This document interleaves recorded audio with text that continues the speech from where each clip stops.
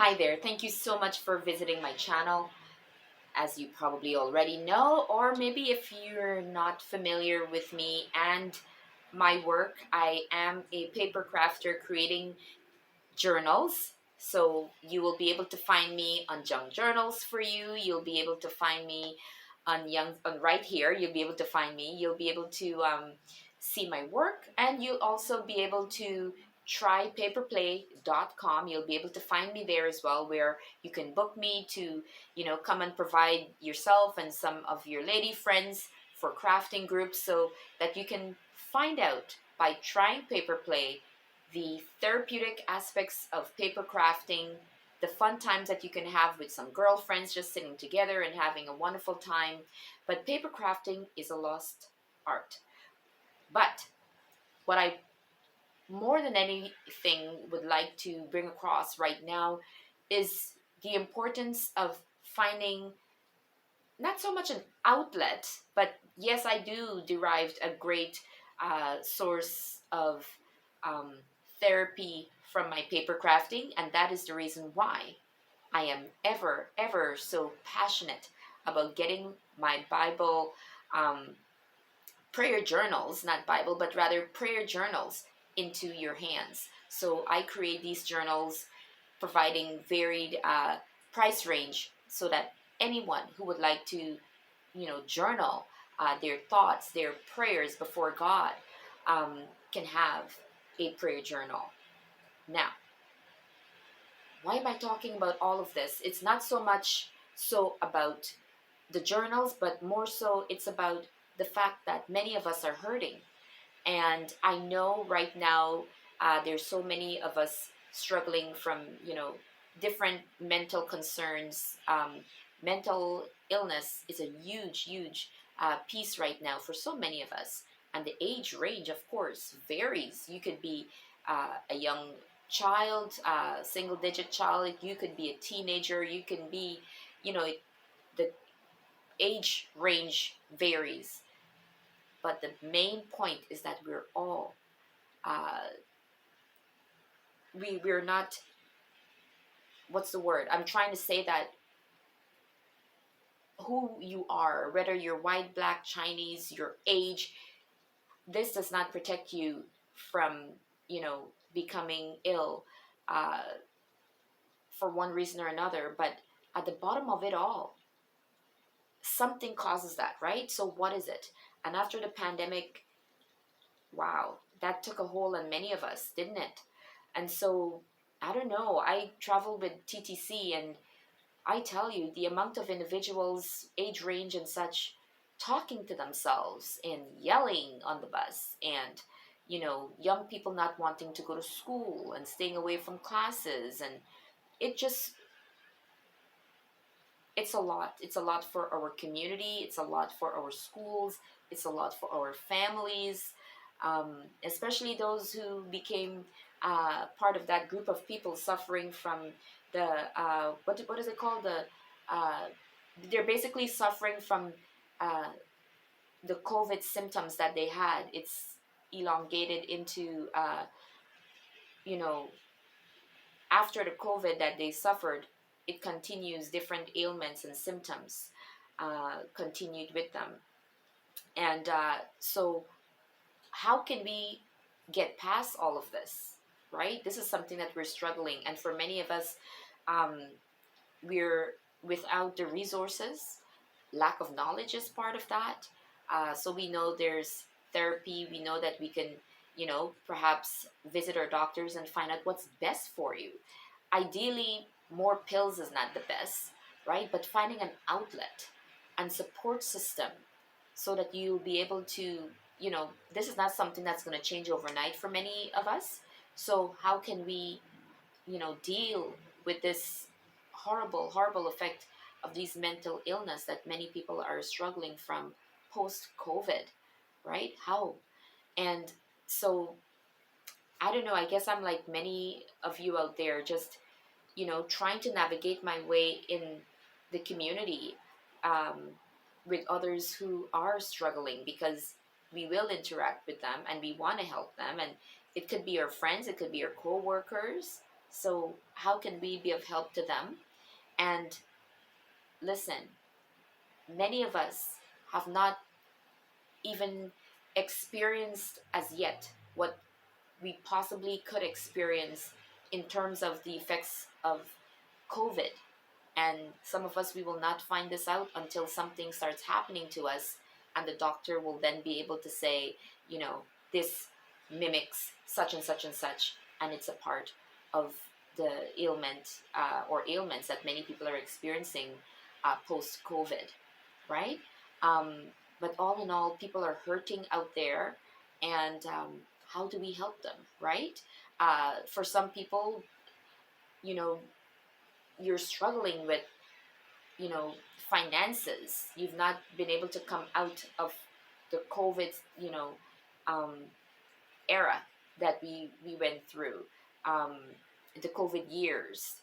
You know, what are you struggling with, and how are you coping? Don't keep it to yourself.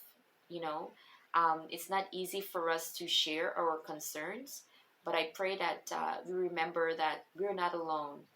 I I've been experiencing more and more that all it takes, and many of you, you've experienced this as well, all it takes is a conversation with individuals, whether it's your coworker or a friend. All it takes is a conversation to find out that when you're thinking that your situation is difficult, there's so many of us who are hurting out there. And mental illness, ailments takes on many forms, right? Maybe you were a go-getter and doing everything and succeeding in your jobs, your career, and whatever it could be, and then all of a sudden you find that you lack motivation to get out of bed.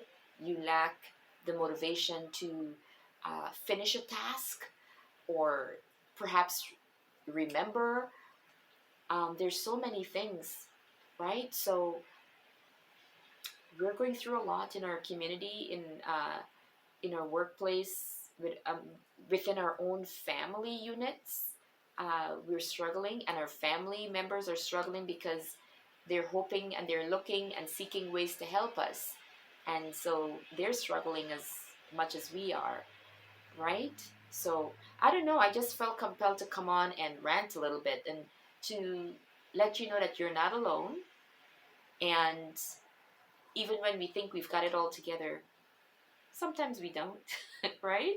A few days ago, I was telling a few of my friends, I just found myself feeling overwhelmed, and just a sense of heaviness, and a sense of, you know, not knowing what tomorrow will bring. And I'm a thinker, I'm an ideas person. I have lots of thoughts, and that's one of my gifts, coming up with ideas and thoughts.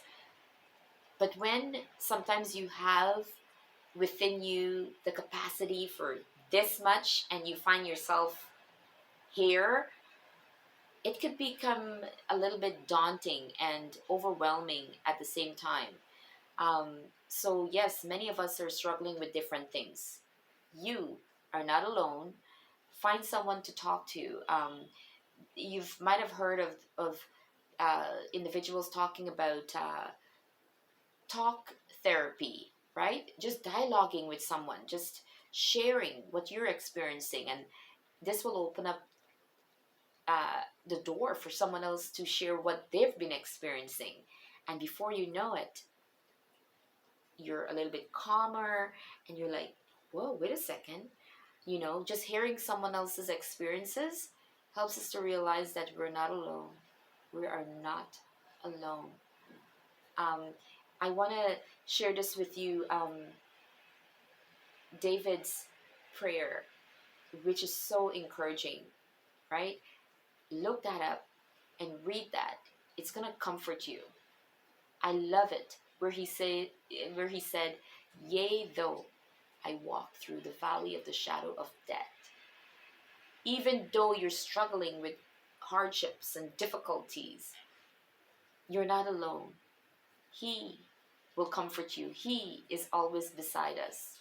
His rod and his staff shall comfort you all the days of your life. And so, listen, if you are without a relationship with Christ, find him. He's He's right there. He's not very far away. He's right here. He's here. He just wants us to accept him. And you can reach out to him anywhere, anytime. But in a world where people are hurting, where people are struggling, where people are harming themselves, all you need is Jesus. No one else can help us.